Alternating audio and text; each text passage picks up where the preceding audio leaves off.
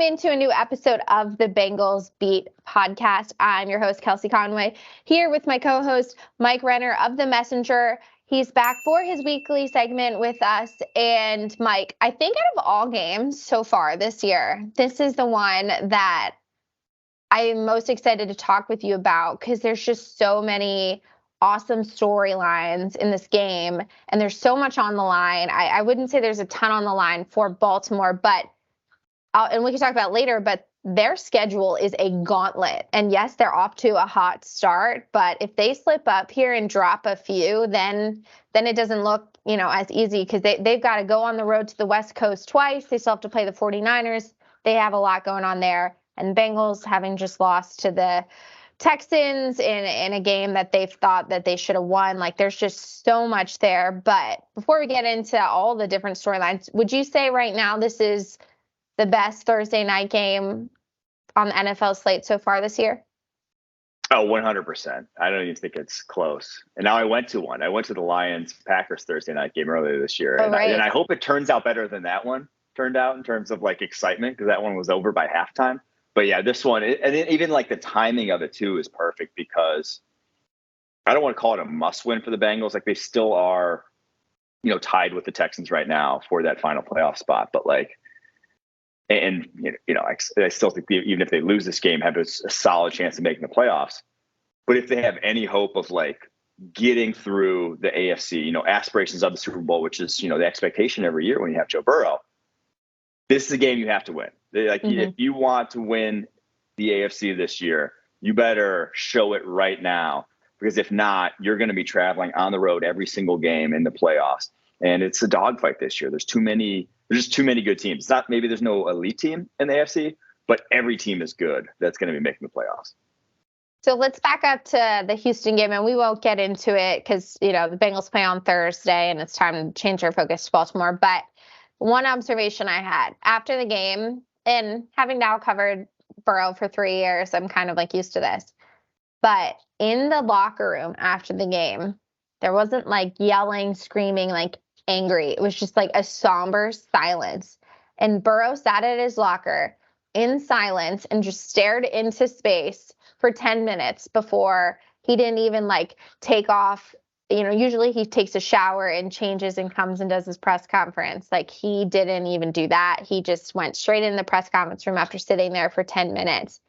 And it just, you could tell, like, because he's just such a good competitor and he knows the importance of that game. He was usually after a loss, he's pretty good about answering questions. Everything was like a one-word answer almost. Like you could tell that game really irked him, and I mean rightfully so, right? Would you say that the Bengals loss to the Texans is more of an indictment on the Bengals, or is it more of the Houston Texans are actually a lot better than we might give them credit for?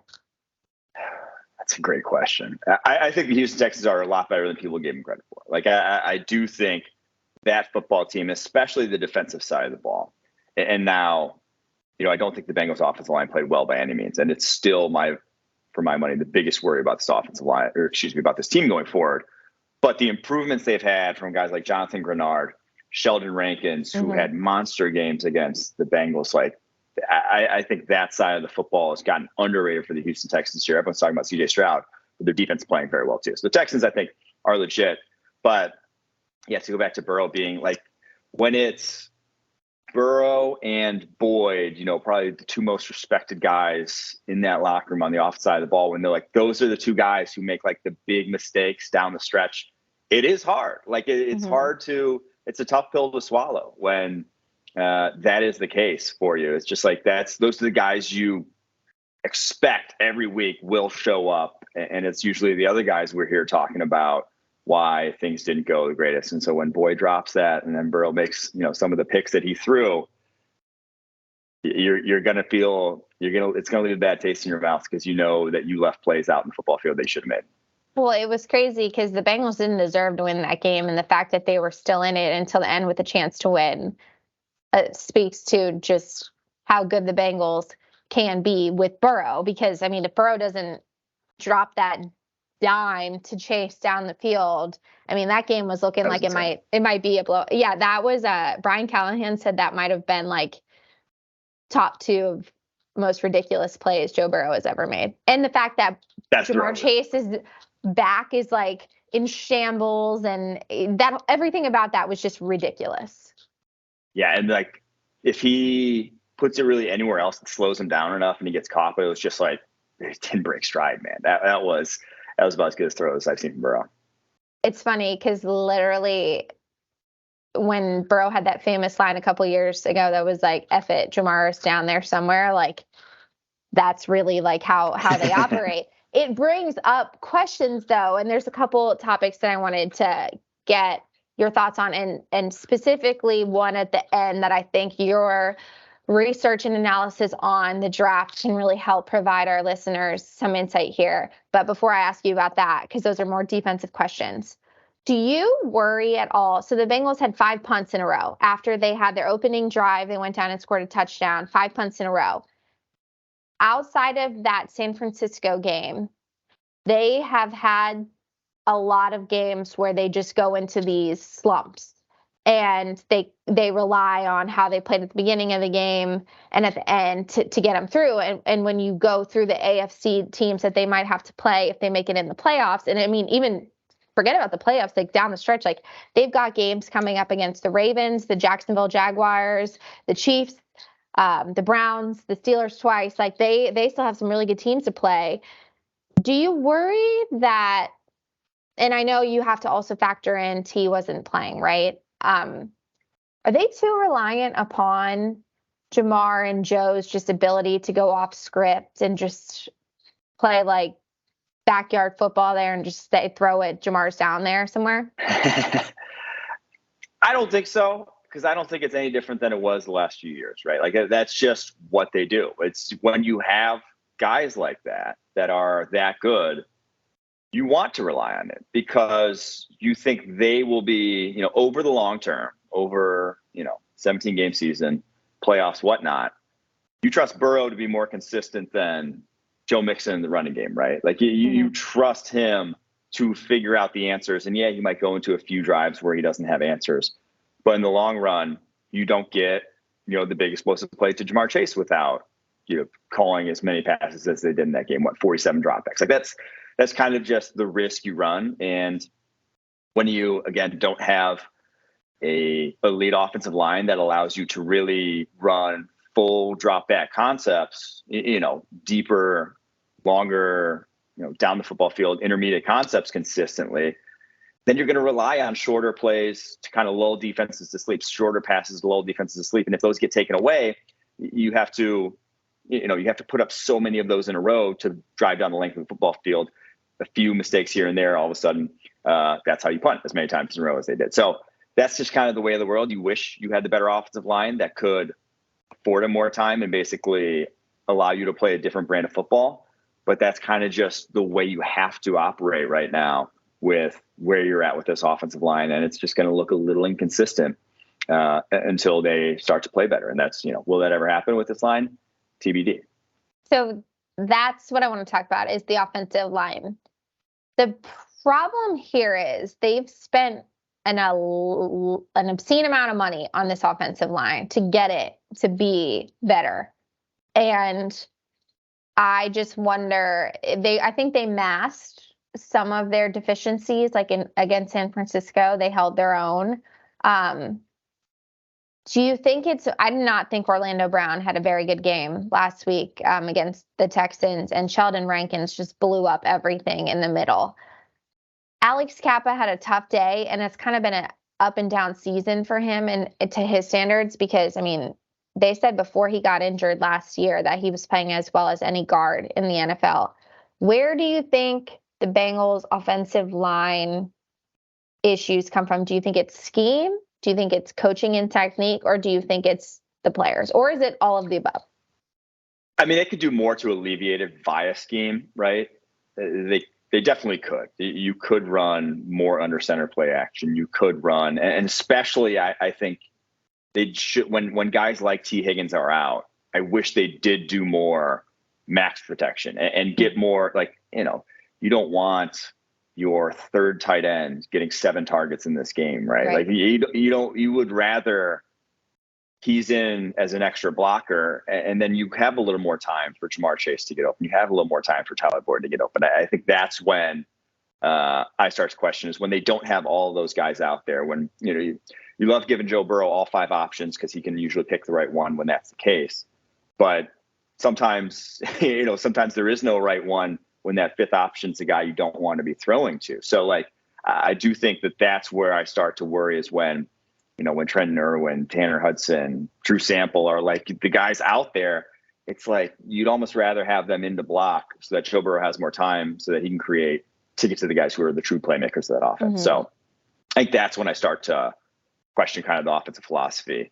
But when they are fully healthy, you want all those guys being an option in any given play. So you do want to, you'd rather trust that Joe Burrow, even under pressure, can make some plays with the football. So it's a give and take, but I do think, this past game, I think there are some calls that they would want back, just in terms of they're really only 2 guys that he wanted to go to. That's why Chase and Boyd both went for over 100 yards in that game, and give him a little more help in pass protection to do so. I mean, I think the Irv Smith thing, we could spend a whole episode on just what a swing and a miss that one was for the Bengals. And it's really showing, because Tanner Hudson has now leapfrogged Irv as the pass catching tight end option, and nobody was expecting that to be the case. But the offensive line, Orlando Brown signed several-year deal. Cordell Volson is still on his rookie deal. Ted Karras, I believe, signed through next year. Kappa, I think, as well. And then Jonah, what happens after this year? In your way too early projection, which position do you think they'll have to target, whether it be free agency or the draft, on the offensive line, since we're talking about it? I think, especially in this class that has some good tackle talent that are more like maybe more projects, I think you have to draft a tackle, just a guy, and maybe even start him at guard, but you just have to get some options in the mix. And now they have other options on the interior, like Jack Harmon. If one of either Volson or Kappa went down, I don't think he'd be a liability at guard, right? But if you had Orlando Brown or Jonah Williams go down right now, they'd be in big trouble. They'd be even more trouble than they are right now. So yeah, I do think offensive tackle, they've obviously kind of just went status quo in the draft in the early rounds at that position lately. But I do think it might be the year that it's like, hey, we love going best player available, but we also have to protect our investment at the quarterback position a little bit more. Right. And this is a great turning point to what I want to talk about, because we're talking about the trenches, and that's where I was really thinking about it today, because Trey Hendrickson probably not going to play on Thursday night. Sam Hubbard probably not going to play on Thursday night. Sam Hubbard won't ever jump off the stat sheet, but you, as someone who watches film daily and watches the Bengals on a weekly basis, holy cow, was it like ever more apparent how important Sam Hubbard is to this defense when he wasn't out there, because they made Singletary look like, he was an all-pro rushing for 150 yards. They couldn't set the edge. Like, Sam is just so important. And Lou Anarumo said he's irreplaceable for his role in his defense. But specific to this upcoming game against the Ravens, you're now looking at, and I've been waiting to have this conversation with you about Joseph Ossai and Miles Murphy, because I know you studied their tape in depth. Mm-hmm. This game, if there's ever a game where Joseph Ossai, who's in year 3, is going to prove, is he capable of being an A1, A2 pass rusher in the NFL, it's this game against the Ravens. But that's a difficult task because you don't rush Lamar like you'd rush any other quarterback. And Miles Murphy, it's like he was a first-round pick, and they've kind of put the training wheels on him, and they're coming off on Thursday. And I think, because people go back and forth, like, should the Bengals have taken Sam Laporta in the first round, and they took Miles Murphy? And it's easy to play that game now in hindsight, but they really liked Miles Murphy. And we came into the season being like, whoa, the Bengals defensive line is going to be stacked. It's depth. Ossai is going to be good. Miles Murphy is going to be good. Like, they can withstand if Trey or Sam has an injury.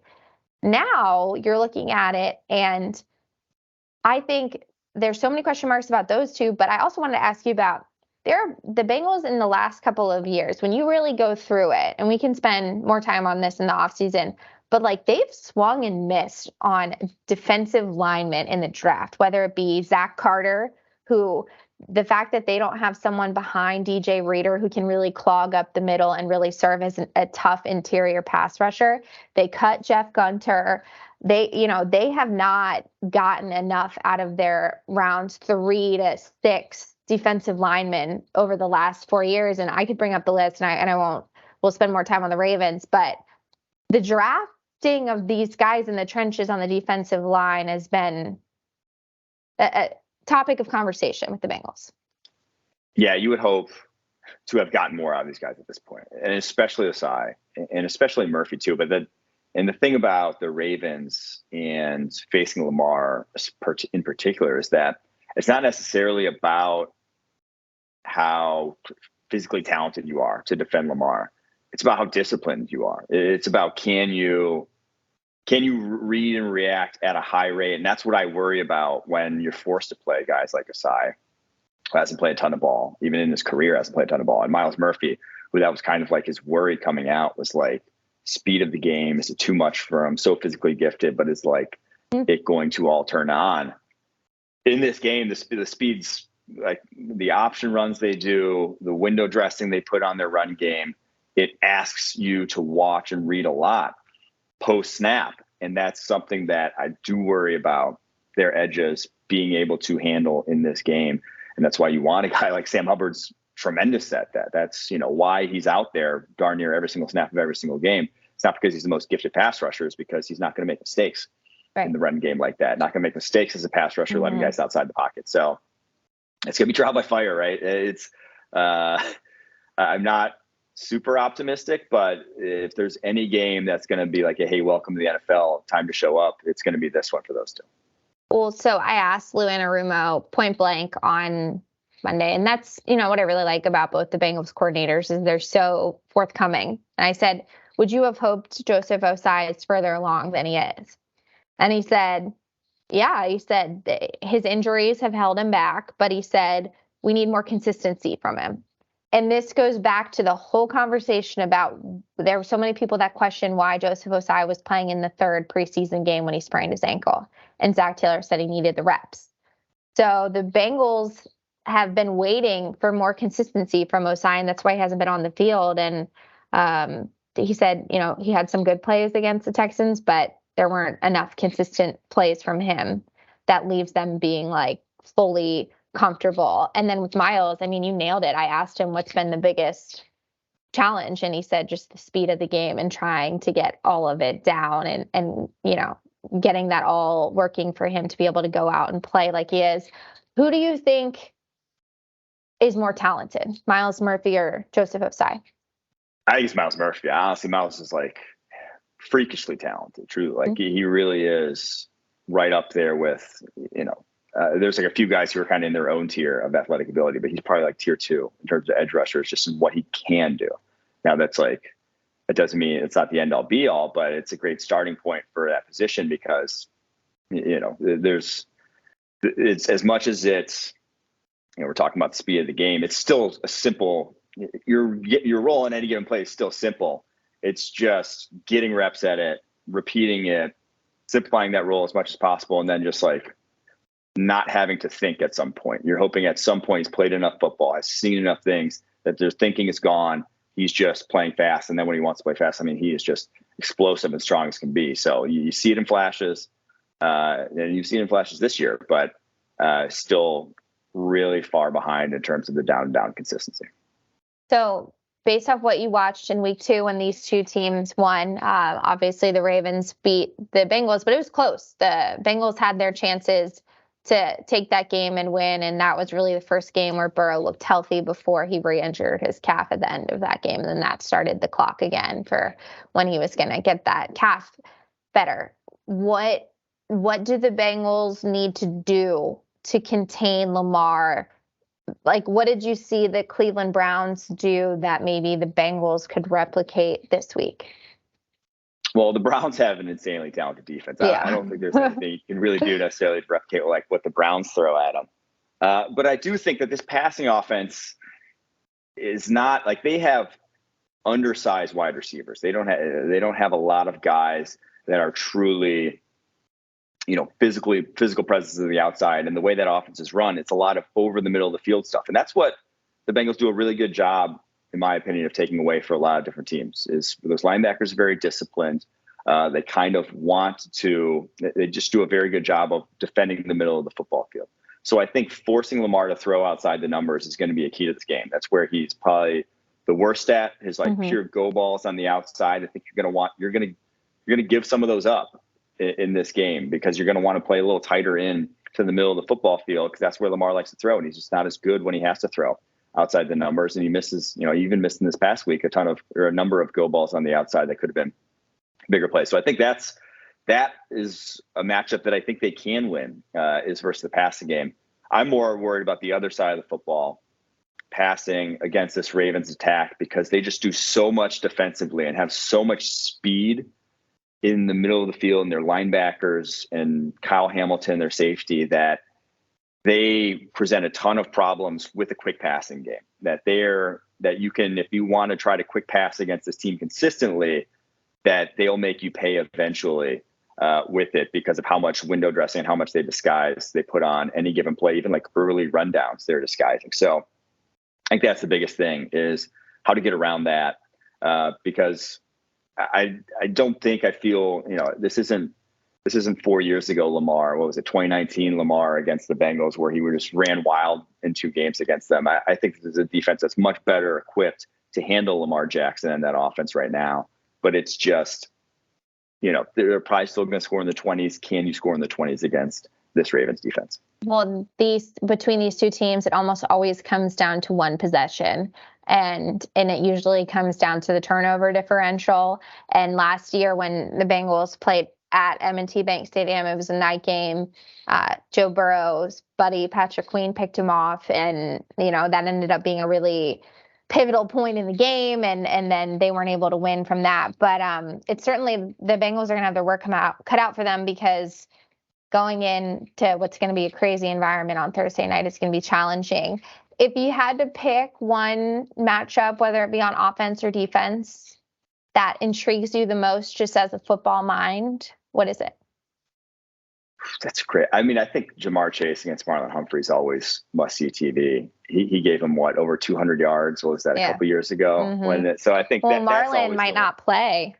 Oh, is he going to be out this game? Okay, I didn't even realize that. So if he doesn't play, then it might even be more must-see TV on the outside there because he really is their lone corner that worries me. I think Brandon Stevens, some of the other guys that they have in the fold there aren't nearly obviously as talented as Marlon Humphrey is. So if he doesn't play, I think you gotta go into the play action well, and you got to dial up more deep shots than you've dialed up this season because that's where they'd be susceptible though.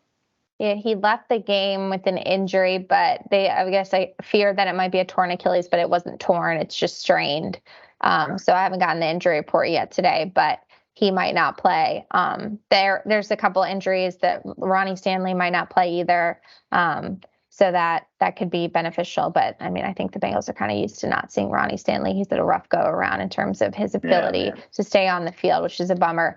I think the matchup with Dax Hill and Mark Andrews is a really important one. And that's what I also wanted to ask you about. So this week, Lou Anarumo also was asked about, if you've noticed, he's been rotating Jordan Battle and Nick Scott, and then still rotating Cheeto and DJ Turner a little bit on the outside. And he was asked, would you have liked to have both of those spots solidified by now? And he said, yeah.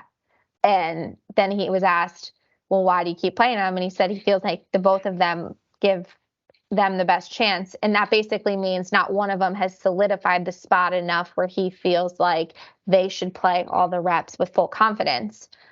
What do you think about the facts, like with what the Ravens want to do, how they could maybe take advantage of, or what they're going to try and do with the Bengals safety situation? Yeah, I mean, they're going to get Zay Flowers is the one that they'll probably try to get on Nick Scott, right? I was, from what I did watch on tape this past week, I was very not impressed with Scott, just in terms of like guys running wild at him down as a deep safety, and really kind of just the urgency for him to go make plays was not there. It was more like he was wanting to avoid giving up a big play as opposed to wanting to try to prevent any play whatsoever. And that's something that, you're not going to be able to do against this Ravens offense. A guy like Zay Flowers, if you're worried about giving up big plays against Zay Flowers, he's just going to eat you up at the intermediate level. He's just going to run vertically on you and then stop and then be wide open. So I think that's something that I would imagine you'll see from this Ravens offense, is trying to get Zay Flowers down the football field in this game against a guy like Nick Scott. It's just going to be a great matchup. I mean, the coaching is like at the highest level, in my opinion, in this game, with the chess match between Mike McDonald and Lou Anarumo on defense. And then, you can say what you want that Lamar has had the Bengals number, but it's been the Bengals the last couple of years that have beaten the Ravens when it matters most with their offense. So how Zach Taylor, what him and Brian come up with against like what Todd Monken wants to do with how they're rolling. So I think it's just going to be a great game. And I'm really looking forward to blowing your phone up about it as the game is going on. So before I let you go, do you have a prediction? Oof, this one I do have a prediction. It's not going to be pretty, though. I know I picked the Bengals most times this year, but I think I have to pick the Ravens in this one. I think it'll be low scoring, though. I think somewhere in the neighborhood of 20-17 Ravens, sadly. But hopefully I'm wrong. I would just say hopefully I'm wrong here. Yeah, I think you nailed it on the score. Like, I don't think I think you're looking at a 20, 24, 17, 13 type of production level, because both these defenses are going to try and, take everything away. So it should be a crazy matchup that I'm really excited to watch, and I'm sure you are too. So I will be back with you next week, and we can we'll get the weekend off to digress, get our thoughts back together about it, and then we'll be able to recap it and then get ready for the Bengals that will face the Steelers on Thanksgiving week. Sounds good. Thanks for having me, Kelsey.